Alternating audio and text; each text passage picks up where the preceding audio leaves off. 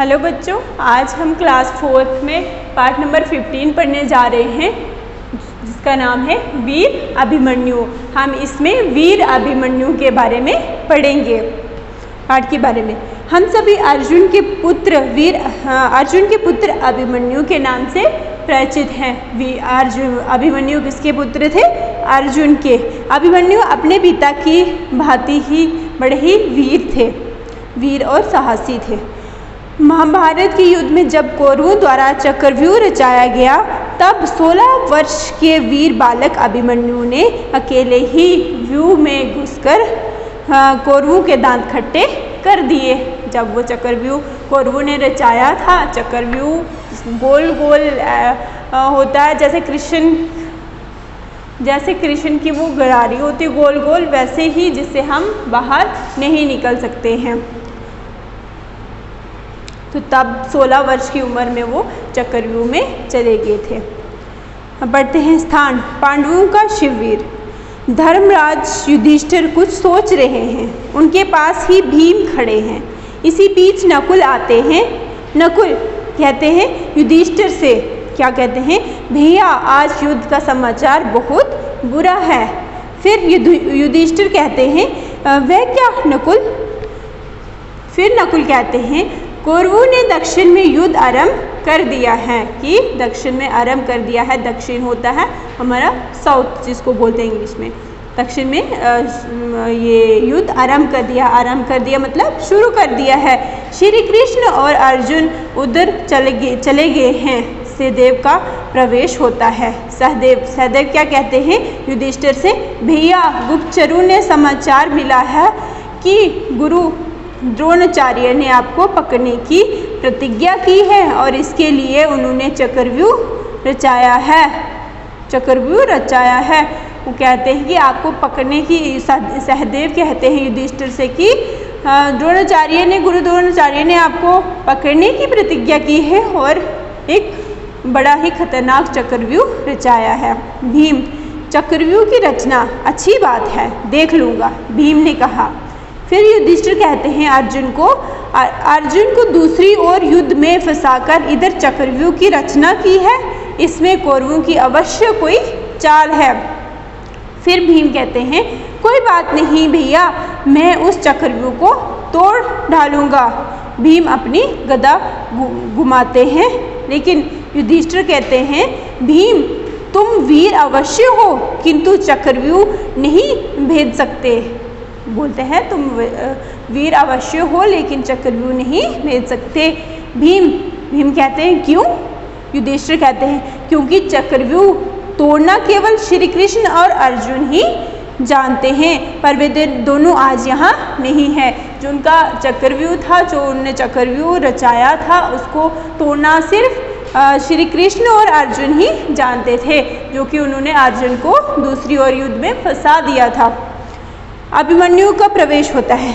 अभिमन्यु युधिष्ठिर से, किंतु तात, हम अभिमन्यु तो हैं, ये अभिमन्यु तो है, मैं इस चक्रव्यूह को तोड़ने की प्रतिज्ञा करता हूँ, आप मुझे आशीर्वाद दीजिए।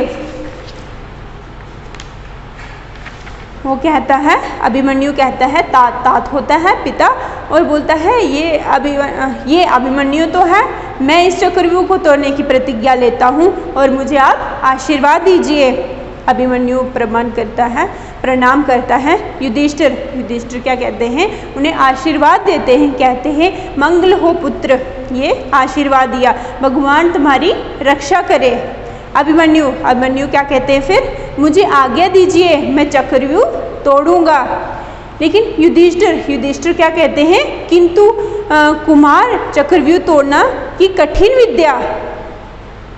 बोलता है फिर अभिमन्यु कहते हैं बीच ही में कहते हैं अभिमन्यु, थोड़ा सा वो कहते हैं कि चक्रव्यूह तोड़ना ही कठिन विद्या। अभी वो बोल ही रहे थे युधिष्ठिर, तो अभिमन्यु बोलते हैं कि मैं जानता हूँ तात, जब मैं माँ के गर्भ में था तभी ये विद्या मैंने अपने मामा श्री कृष्ण से सुनी थी। चक्रव्यूह में कैसे घुसना होगा और 6 दीवारों को कैसे तोड़ना होगा, ये मैं भली भांति जानता हूँ। किंतु अभिमन्यु कह ही रहे हैं तो भीम बोलने लगे, जब अभिमन्यु अपनी माँ के गर्भ होता है, पेट मतलब अभी पेट में ही थे, तो उन्होंने ये विद्या चक्रव्यूह में घुसने की विद्या अपने मामा श्री कृष्ण से ली थी। जब वो उनने इतना तो सुन लिया था कि वो चक्रव्यूह में कैसे घुसना है, लेकिन जैसे ही बाहर निकलने की बारी आई थी तो अभिमन्यु की माता जी को नींद आ गई थी और वो बाहर निकलने का रास्ता नहीं सुन पाए थे। फिर क्या होता है, भीम बीच में ही कहते हैं, अभिमन्यु को टोकते हुए कहते हैं, ये तो तुम जानते हो, किंतु उससे बाहर कैसे आना होता है क्या ये भी जानते हो?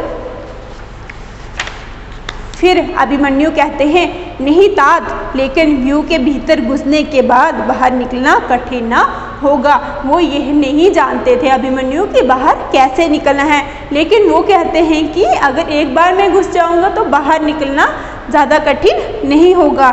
सहदेव फिर सहदेव कहते हैं कि कुमार, तुम जैसे कह रहे हो ये कार्य वैसे सरल नहीं है। सरल मतलब इतना आसान कार्य ये नहीं है। किसी बात का अधूरा ज्ञान हानिकारक होता है। ये हमेशा से आपने पहले भी सुना होगा कि किसी भी चीज़ का अधूरा ज्ञान जो हानिकारक होता है, इसलिए हम पूरी बात का पता होना चाहिए। फिर भीम क्या कहते हैं, और कुमार, युद्ध में जाने का ये तुम्हारा पहला अवसर होगा। अभिमन्यु, तो क्या इस अवसर का लाभ मुझे नहीं उठाने देंगे? युधिष्ठिर क्या कहते हैं, किंतु पुत्र, तुम्हारे जैसे सुकुमार बालक को हम चक्रव्यूह में कैसे भेजे?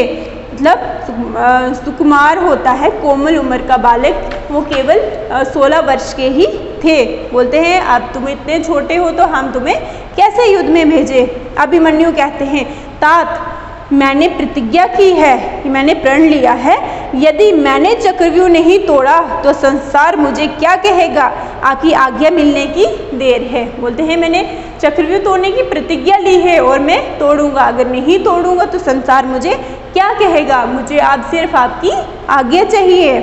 चक्रव्यूह में प्रवेश करते मुझे देर ना लगेगी। मतलब आपकी आज्ञा मिल जाएगी तो मुझे चक्रव्यूह में प्रवेश करने के लिए देर नहीं लगेगी।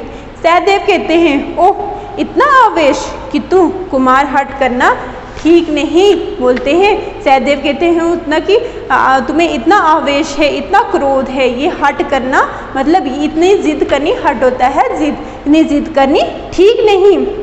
भीम से, भैया इसे रोकिए। भीम से कहता है फिर सहदेव कि इसे रोकिए। भीम, सहदेव, हम लोग तो इसी हट के आगे हार गए। बोलते हैं सहदेव कहते हैं कि हम तो इसकी जिद के आगे हार गए, इसकी हट के आगे। तो बच्चों अभी ये ज़्यादा है थोड़ा, तो इससे आगे हम कल पढ़ेंगे, नहीं तो आप भी बोर हो जाओगे।